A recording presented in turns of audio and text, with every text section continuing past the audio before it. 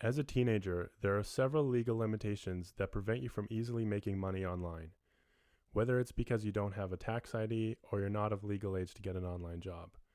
We're going to show you how to make money online and ways to get around these limitations, and so you too can make money online. The biggest limitation as a teenager is finding a way to get paid. As we all know, PayPal only allows people who are 18 years and above to create an account. However, PayPal does offer student accounts to children and teenagers, but to get one, an adult would have to sign for it and act as a primary account holder. This is a good alternative for those who want a sense of independence as opposed to just using your parents' account. For some online jobs like affiliate marketing, they require you to submit your tax information.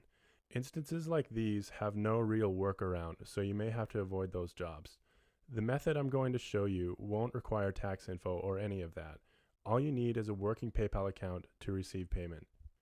Number 1, freelancing. Whether you're looking to make a quick $20 or a couple hundreds a month, freelancing jobs are a lucrative way to make money online. Fiverr is one of the best freelancing apps for you to work on.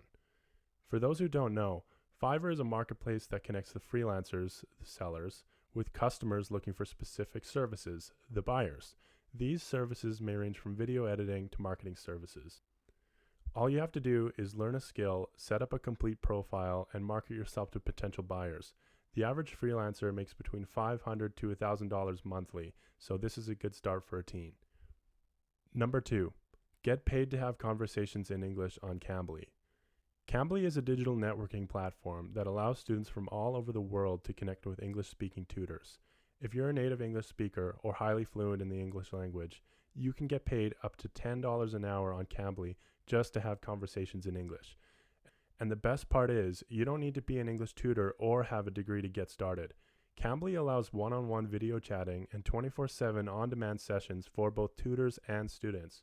This means that people with different time zones don't have to worry because they can log in anytime and connect with students.